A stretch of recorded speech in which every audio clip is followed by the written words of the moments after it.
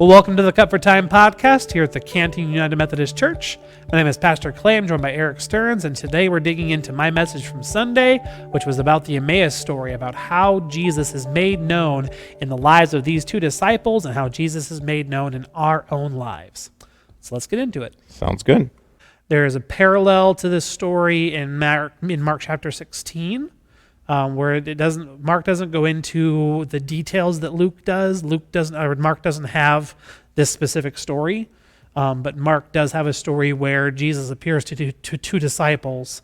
The disciples go back to the group and say, "Hey, you'll never believe what happened," which is what happens in Luke, verifying that this is more than just a Lucan tradition. This is a gospel tradition.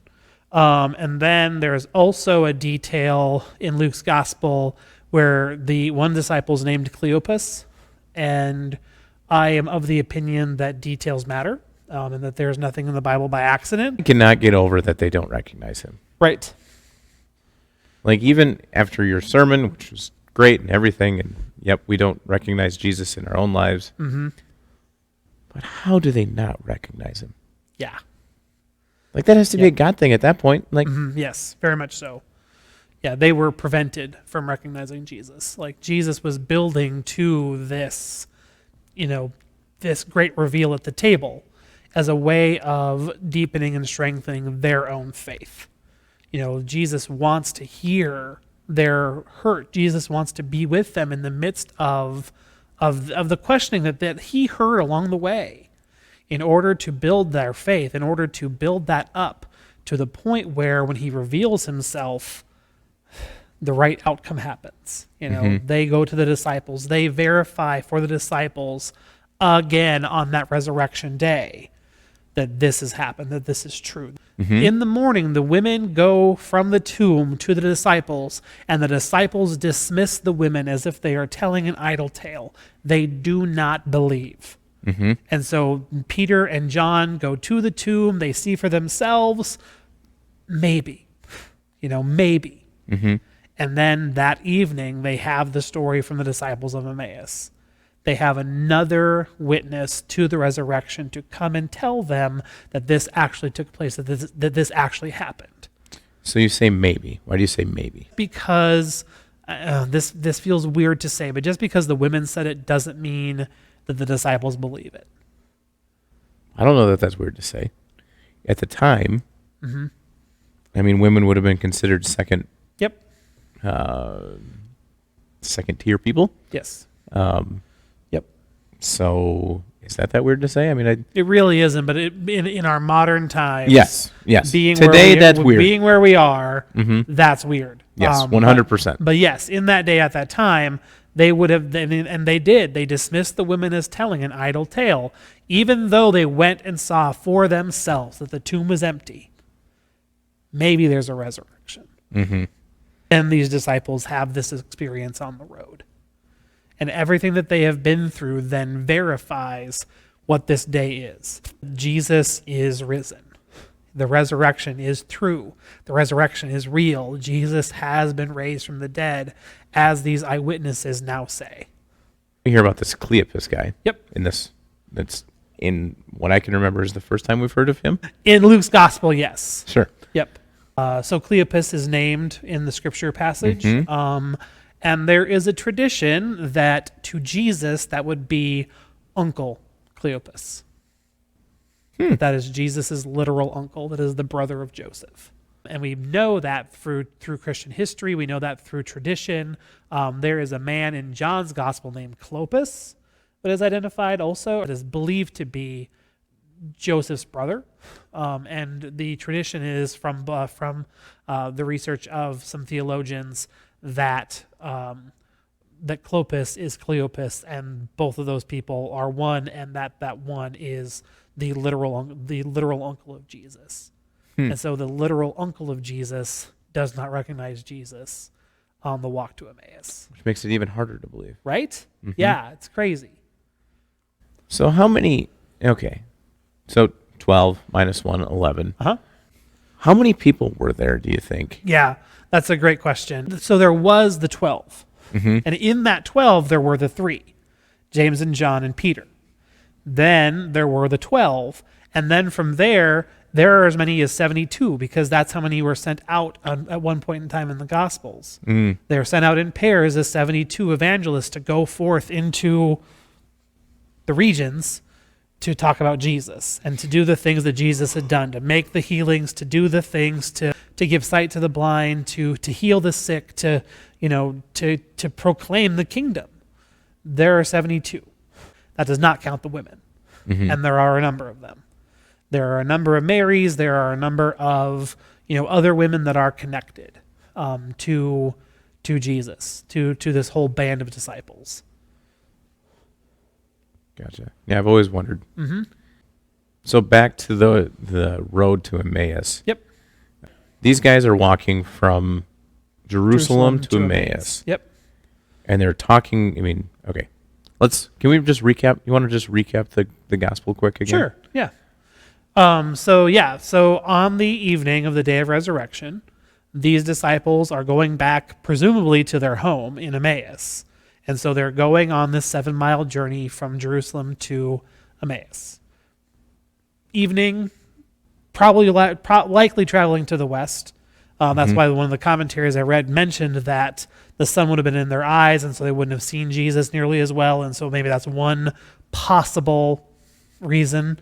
But if you're walking for a distance, I still feel like you would have a chance to really get a good look at You the guy. really do think you would, yes. And as they're walking along, as you would probably expect, they're discussing the things about Jesus. Like, they're probably just wondering in the back of their minds, what in the world just happened? And this stranger appears and invites himself to just travel along with them. And he says, "What are y'all talking about?"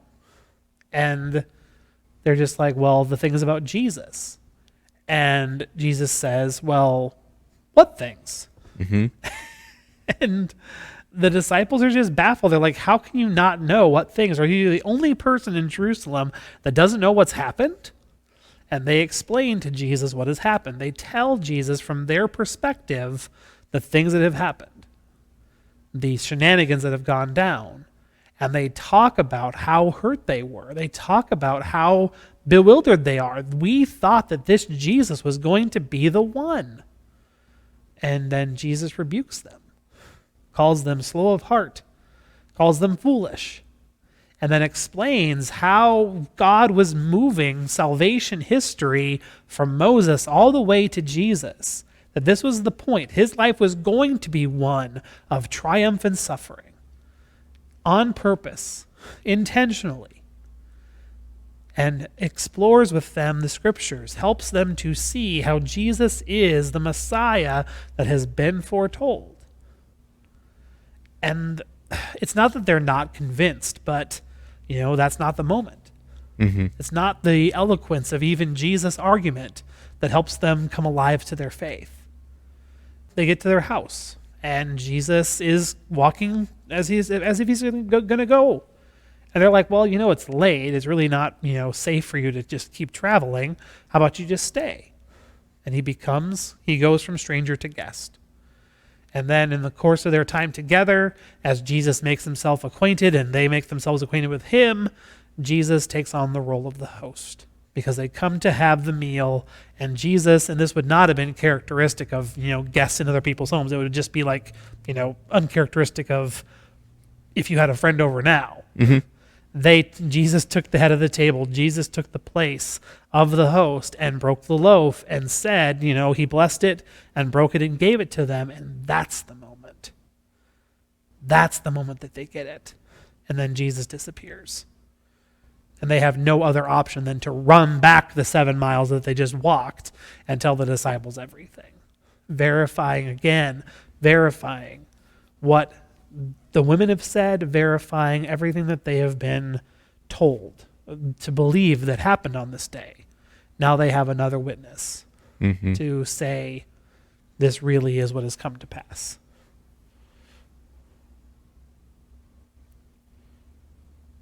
So yeah, it really had to happen this way. Yeah. In order for, just in general, in order for this story to work. Yep.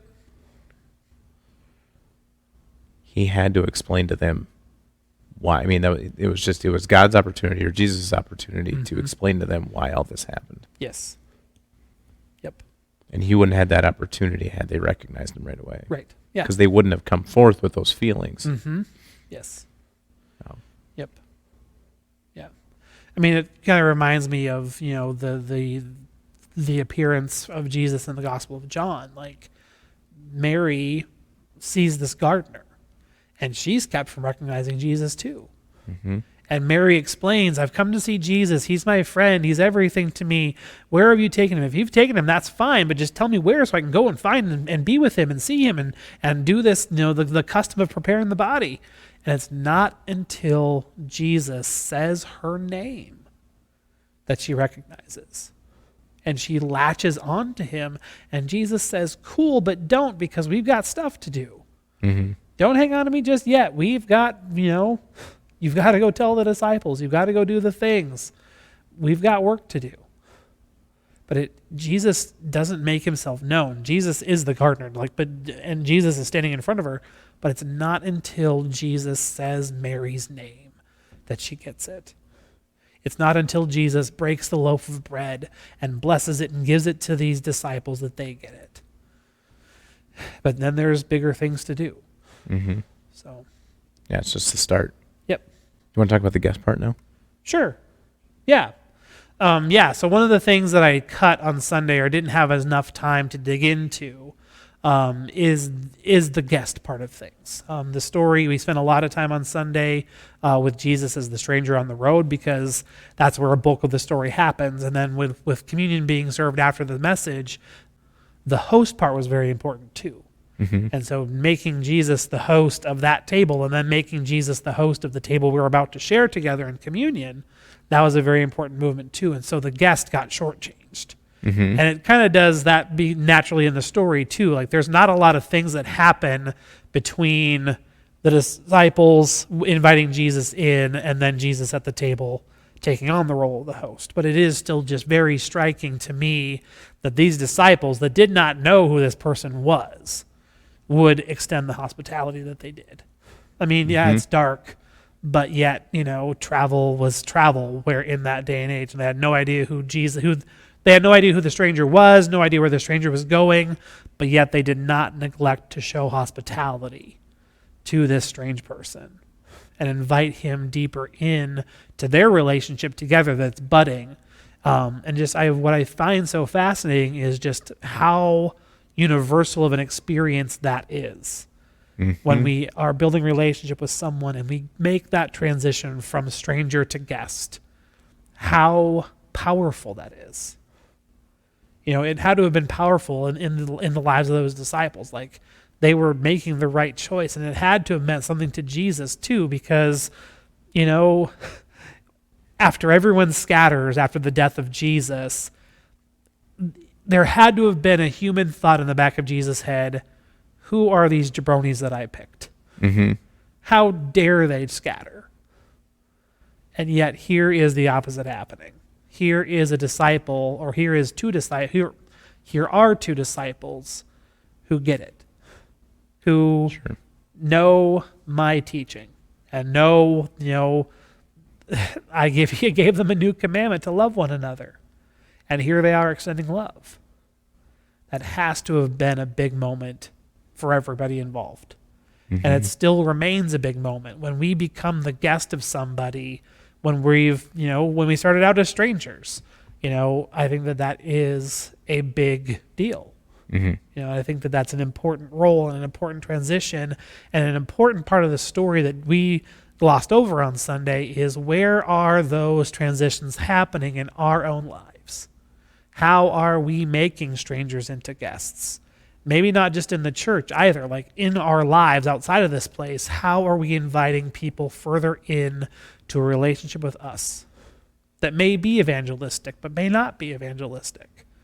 The world has been so disconnected and everything feels so disjointed, especially now, with the political situation, what it is, with, things happening in our world. It feels so divisive and so divided, and we've just been so disconnected.